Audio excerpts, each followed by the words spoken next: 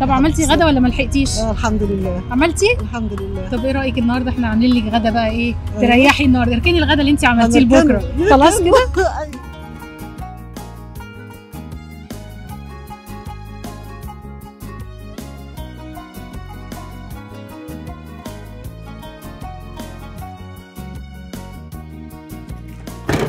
ازيك يا حاجه؟ عامله ايه؟ الحمد لله. جايه منين ورايحه فين؟ والله نازله من البيت ورايحه اجيب التموين. جبتي ولا اللي شكلك لسه ما جبتيش؟ لسه. ربنا يديك الصحه. يا رب يخليكي. ولادك شكلهم كبار.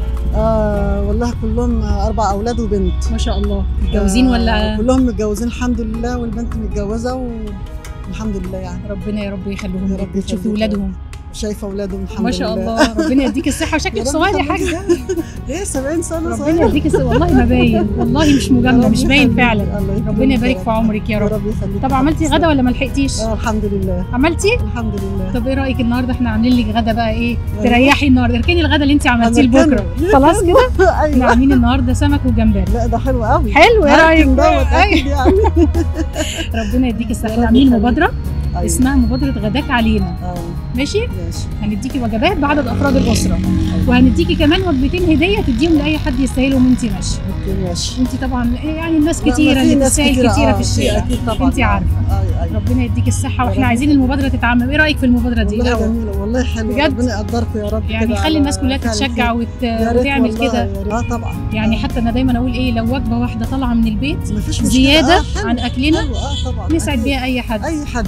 صح كده؟ يفرحوا والله. ربنا يديك الصحه يا رب يخليكي يا حبيبتي. تسلمي يا رب.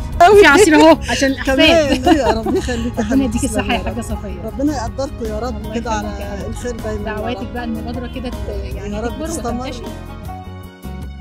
اسمك، لونك، حتى دينك ودنيتك، بلدك، ناسك، اعتبرنا عزوتك، واللقمة لقمة خير زي ما لقمتنا لقمتك، المهم ان انت تعرف انك 5 وجبات كل اسبوع، كل اسبوعين، كل شهر. المهم ان انتوا تشاركوا وابعتوا لي فرحتكم وفرحه الناس بالوجبات، وانا هنشرها على صفحه لقمه خير. احنا احن شعوب الارض، واشوفكم على خير يا اهل الخير.